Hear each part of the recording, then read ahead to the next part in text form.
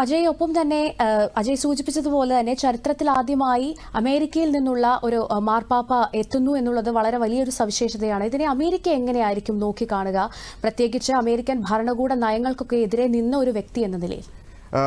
ജിന, നിലവിൽ വളരെ ആഹ്ലാദത്തോടുകൂടിയാണ് അമേരിക്ക മുഴുവൻ ഇദ്ദേഹത്തിൻ്റെ തെരഞ്ഞെടുപ്പിനെ നോക്കിക്കാണുന്നത്. ഇന്നലെ ഡൊണാൾഡ് ട്രംപ്, അമേരിക്കൻ പ്രസിഡന്റ്, അദ്ദേഹം ഈ വാർത്ത അറിഞ്ഞപ്പോൾ തന്നെ പ്രഖ്യാപിച്ചത് അമേരിക്കയ്ക്കുള്ള അംഗീകാരം എന്ന നിലയ്ക്കാണ്. അദ്ദേഹവുമായുള്ള കൂടിക്കാഴ്ചയ്ക്കായി ഞാൻ തയ്യാറെടുക്കുന്നു എന്നായിരുന്നു ഡൊണാൾഡ് ട്രംപ് അദ്ദേഹം ഇന്നലെ പ്രഖ്യാപിച്ചത്, തൻ്റെ എക്സിൽ കൂടി കുറിച്ചത്. അമേരിക്കൻ വൈസ് പ്രസിഡന്റും ഒരു കത്തോലിക്കനാണ്. അദ്ദേഹവും വളരെയധികം JD വാൻസ്, അദ്ദേഹവും വളരെയധികം സന്തോഷം രേഖപ്പെടുത്തിക്കൊണ്ടുള്ള ഒരു പ്രതികരണമായിരുന്നു ഇന്നലെ വന്നത്.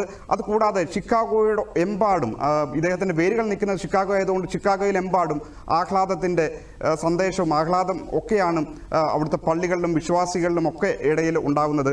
പക്ഷേ ജീന പറഞ്ഞ പോയിന്റ് കറക്റ്റാണ്. കാരണം പല വിഷയങ്ങളിലും അദ്ദേഹം ഡൊണാൾഡ് ട്രംപിൻ്റെ നയങ്ങളോട് നീരസം അല്ലെങ്കിൽ തൻ്റെ അഭിപ്രായ വ്യത്യാസം പ്രകടിപ്പിച്ചിരുന്നു എന്നുള്ളത് വാസ്തവമാണ്. അത് പ്രത്യേകിച്ചും എൽ സാൽവദോറിലെ ജയിലുകളിലേക്ക് അഭയാർത്ഥികളെ അല്ലെങ്കിൽ കുടിയേറ്റക്കാരെ അയക്കണം എന്നൊരു നിലപാട് ട്രംപ് എടുത്തപ്പോൾ ഈ ലോകത്തിൽ എല്ലാവരുടെയുമാണ് ഈ ലോകം എന്ന തരത്തിൽ അദ്ദേഹം തൻ്റെ സാമൂഹ്യ മാധ്യമങ്ങളിൽ ഒരു കുറിപ്പ് പങ്കുവച്ചിരുന്നു. അപ്പോൾ ആ നിമിഷത്തിൽ അദ്ദേഹത്തിനെതിരെ ട്രംപ് അനുകൂലികളായ പലരും രംഗത്ത് വന്നതും ഇത്തരത്തിൽ പരാമർശത്തിന് വിധേയമാകേണ്ടി വരും. ജീന.